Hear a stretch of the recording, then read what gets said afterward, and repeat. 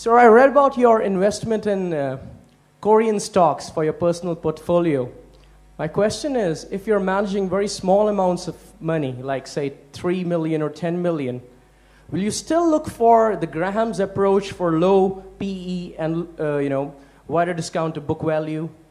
Will you still look for these kind of situations if you couldn't find any franchise stocks?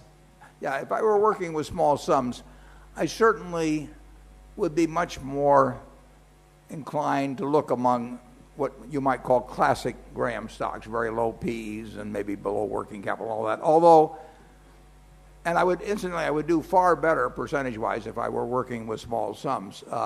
There are just way more opportunities. If you're working with a small sum, you have thousands and thousands of potential opportunities. And when we work with large sums, we have relatively few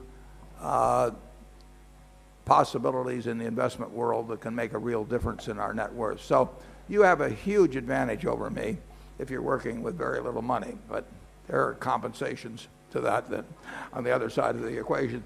The Korean stocks you mentioned that I looked at 6 or 7 years ago were companies where you could only put a small amount of money in. And I was sort of reliving my youth.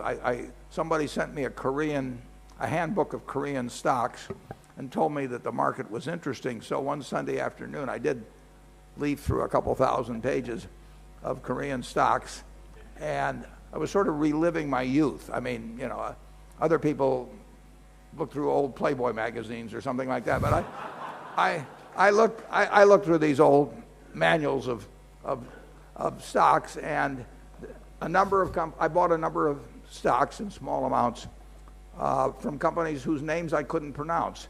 But the stocks as a group were so cheap that you had to make money out of them. They were Graham-type stocks, and that's what I would be doing. I would be combing that sort of a list. Now, if I found a wonderful company that Graham wouldn't have bought, but I really was convinced about its future, I would have bought that also. Incidentally, I've written in the last annual report about Geico, and I bought that stock in 1951 when I had about $10,000.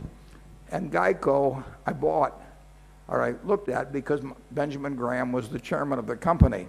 But Geico was exactly the sort of stock that Graham wouldn't buy. I mean, it was selling way above book value and all of that. There was a certain irony in that, but I'm glad I did it.